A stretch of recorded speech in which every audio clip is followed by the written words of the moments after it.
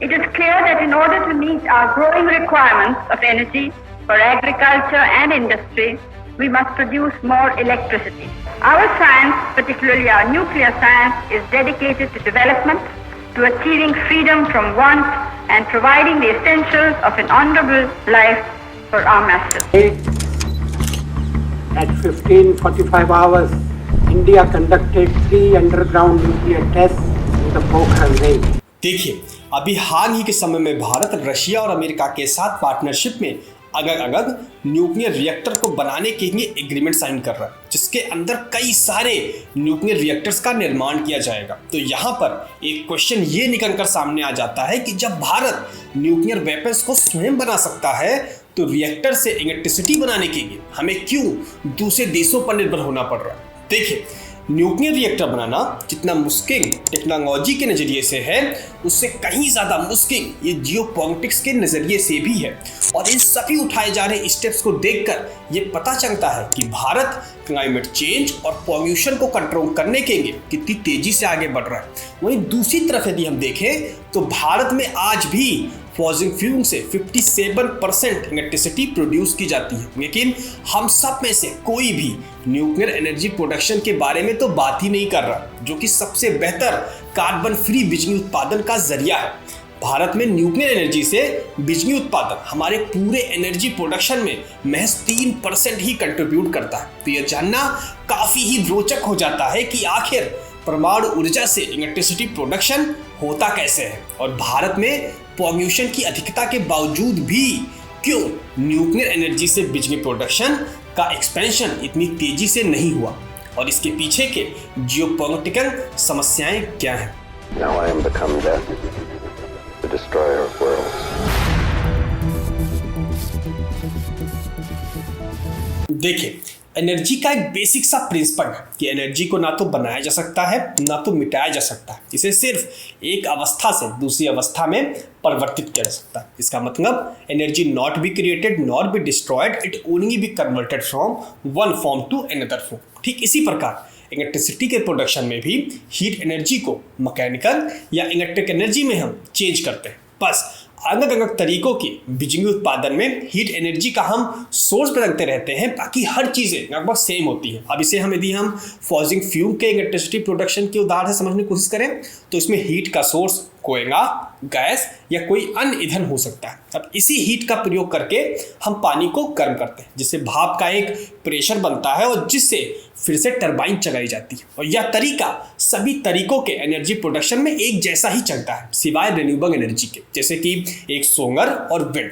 अब अगर हमने ये जान ही लिया है कि बृहद रूप में इलेक्ट्रिसिटी को बनाया कैसे जाता है, तो अब हम अपने टॉपिक पर चलते हैं, जो कि यह है कि परमाणु ऊर्जा से बिजली का उत्पादन कैसे होता है। तो जैसे कि मैंने आपको पहले बताया कि बस हम हीट का सोर्स ही बदलते रहते हैं, बाकी हर चीज़ें लगभग सेम होती हैं। ये भी परमाणु ऊर्जा से इलेक्ट्रिसिटी बनाने में भी लागू होता है। देखिए, परमाणु रिएक्टर में इस हीट को न्यूक्लियर फिजन के जरिए हम प्राप्त करते हैं। अब यह न्यूक्लियर फिजन क्या है? देखिए, न्यूक्लियर फिजन एक रिएक्शन होता है जहां पर एक एटम का न्यूक्लियस दो या दो से ज़्यादा छोटे हिस्सों में टूटता है, जिसे हम न्यूक्लियाई कहते हैं। अब जब यह न्यूक्लियस दो भागों में टूटता है तो यह एक एनर्जी को रिलीज करता है। उदाहरण के लिए जब हम यूरेनियम 235 के एक एटम को न्यूट्रॉन के द्वारा हिट करते हैं तो यूरेनियम 235 का एटम दो छोटे छोटे न्यूक्लियाइयों में टूट जाता है, और हर बार इस प्रक्रिया में 2 से 3 इलेक्ट्रॉन रिलीज होते हैं जो बाकी के यूरेनियम 235 एटम को जाकर हिट करते हैं, और उन सभी रिएक्शन से प्रोड्यूस न्यूट्रॉन दूसरे एटम्स को हिट करते हैं, जिससे एक चैन रिएक्शन शुरू हो जाता है जो कि कॉन्टिन्यूअस होता चला जाता है। तो अब सवाल ये उठता है कि अगर ये ऐसे ही कंटिन्यू होता रहा तो थोड़ी ही देर में ये रिएक्शन आउट ऑफ कंट्रोल हो जाएगा और इतनी ज़्यादा हीट प्रोड्यूस होगी जिसे कंट्रोल कर पाना लगभग नामुमकिन हो जाएगा। तो इस चेन रिएक्शंस को धीमा करने के लिए 2 तरीकों को उपयोग में लिया जाता है। या तो आप हीट को कंट्रोल करने पर ध्यान दो, या फिर आप न्यूट्रॉन की वजह से जो रिएक्शन शुरू हुई थी और साथ ही इतनी तेज गति से चल रही थी, आप उसे कंट्रोल कर लो।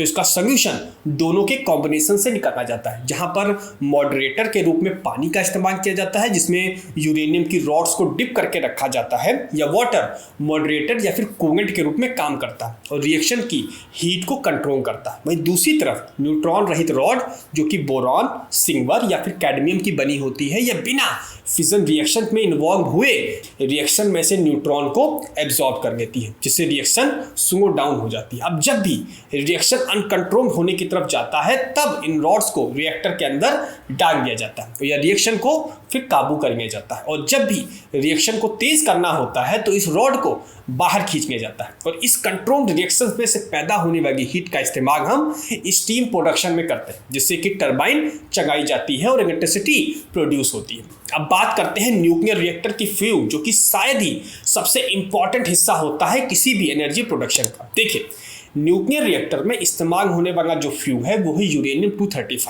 यूरेनियम वैसे तो पृथ्वी पर एब्ंडेंस में मौजूद है और यूरेनियम के कई सारे नेचुरल आइसोटोप्स भी मौजूद हैं जो कि मास और फिजिकल प्रॉपर्टी में तो अलग अलग हो सकते हैं, लेकिन इन सभी आइसोटोप की केमिकल प्रॉपर्टीज लगभग एक जैसी ही होती है। और यूरेनियम के दो आइसोटोप जो कि पृथ्वी पर मौजूद हैं वो हैं यूरेनियम 238 और यूरेनियम 235। अब देखिए, विश्व में 99% यूरेनियम 238 है, जबकि यूरेनियम 235 1% के आसपास ही मौजूद है। अब ये कहा जा सकता है कि यूरेनियम 238 इतनी ज़्यादा मात्रा में यदि मौजूद है तो इसका इस्तेमाल तो रिएक्टर में किया ही जा सकता है, लेकिन प्रॉब्लम यह है कि यूरेनियम 238 जो कि पृथ्वी के 99% यूरेनियम के रूप में मौजूद है, इसका इस्तेमाल सीधे चैन रिएक्शंस के लिए डायरेक्टली नहीं किया जा सकता। वही यूरेनियम 235 जो कि इस रोग में एकदम परफेक्ट है, वह बहुत ही कम मात्रा में पृथ्वी पर मौजूद है।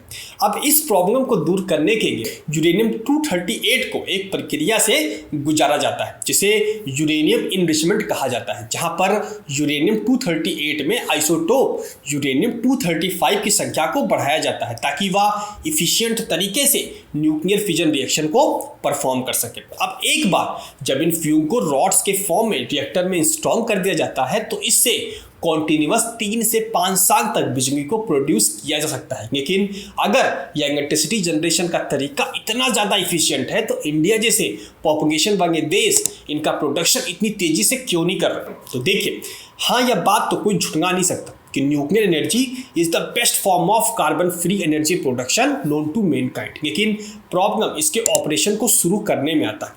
एक न्यूक्लियर रिएक्टर को बनाने में करीब से करीब 5 से 7 साल का समय लगता है और कई केसेस में या इससे ज़्यादा भी हो सकता है, जो ओवरऑल कॉस्ट को बहुत ही ज़्यादा बढ़ा देता है, जो कि कहीं ना कहीं न्यूक्लियर रिएक्टर को इकोनॉमिकली फिजिबल नहीं बनाता, जिसकी वजह से हमेशा से ये कहा जाता है कि पर्यावरण की समस्याएं तो आज की हैं, लेकिन न्यूक्लियर एनर्जी से बिजली उत्पादन तात्कालिक रूप से नहीं हो सकता। जो दूसरी सबसे बड़ी समस्या इसके ऑपरेशन के दौरान आती है वह है इसकी सेफ्टी को लेकर। हम सबको मालूम है कि यूरेनियम 235 जो कि रिएक्टर में इस्तेमाल होता है वो बहुत ही ज़्यादा रेडियो एक्टिव होता है, और अगर सेफ्टी के मामले में थोड़ा बहुत भी लापरवाही हुई तो इसका रिजल्ट बहुत ही भयावह होगा। उदाहरण के लिए हम चेर्नोबिल न्यूक्लियर रिएक्टर की दुर्घटना को देख सकते हैं। हाँ, लेकिन आज के समय में 4th जनरेशन की न्यूक्लियर रिएक्टर मौजूद है जो कि सेफ्टी के मामले में 1st जनरेशन के न्यूक्लियर रिएक्टर जो कि चेर्नोबिल दुर्घटना में हुए मौतों के लिए जिम्मेदार थे उनसे काफी ज्यादा सेफ है। और रेडियो एक्टिव नेचर पर भी हम बात कर ही रहे हैं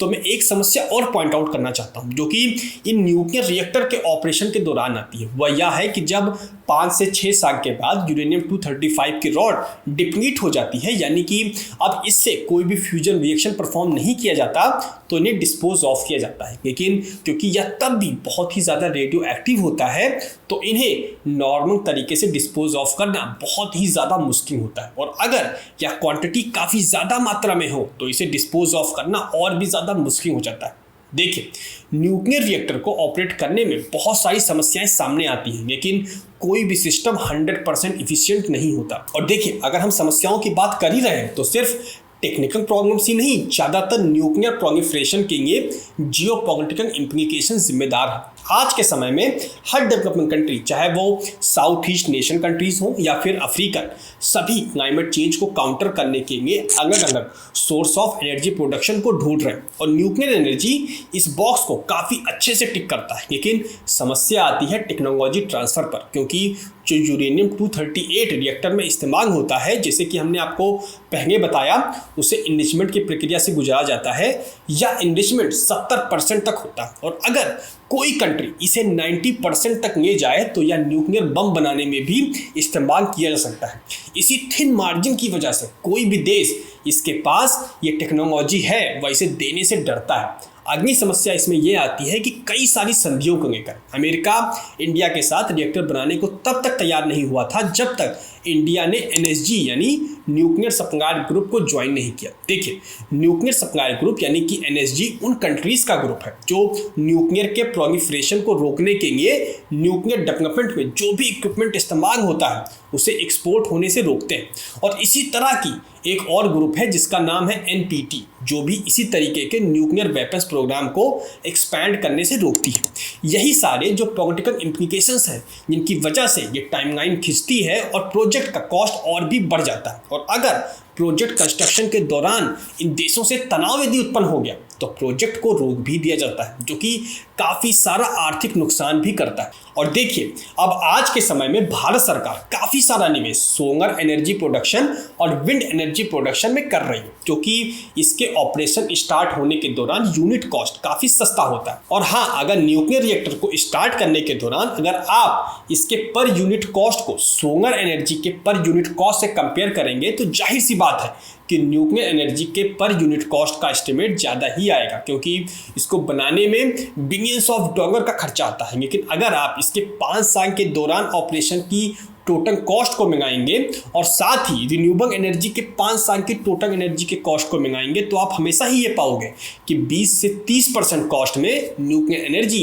एफिशिएंट पड़ती है। तो यह कहा जा सकता है कि शुरुआती दौर में भले ही किसी भी सरकार के द्वारा न्यूक्लियर एनर्जी में किया गया निवेश महंगा हो, लेकिन बीतते हुए समय के साथ साथ यह और भी सस्ता होता खुद ही खुद चला जाता है, क्योंकि हर बार आपको पूरा स्ट्रक्चर नहीं खड़ा करना पड़ता, सिर्फ 5 से 6 साल के बाद फ्यूम रॉड को ही चेंज करना होता है। और आज के समय में तो हम सब ने ये देखा होगा कि कितनी ज़्यादा क्लाइमेट एक्टिविस्ट बाहर रोड पर निकल रहे हैं, जो कि स्टॉप ऑयल का नारा लगा रहे हैं। लेकिन इसके बावजूद भी इन किसी भी एक्टिविस्ट के द्वारा आपको ये कहता हुआ नहीं पाया जाएगा कि न्यूक्लियर एनर्जी प्रोडक्शन को भी बढ़ाया जाए, क्योंकि ये पॉसिबल ही नहीं है कि आप अपनी 100% इलेक्ट्रिसिटी का प्रोडक्शन न्यूक्लियर एनर्जी से कर पाओ। लेकिन अगर यह फिगर 60-40 के % में न्यूक्लियर एनर्जी की तरफ झुका होगा तो क्लाइमेट के लिए बहुत ही ज़्यादा अच्छा होगा। चलिए, आज के इस वीडियो में इतना ही, मिलता हूँ अगली वीडियो में।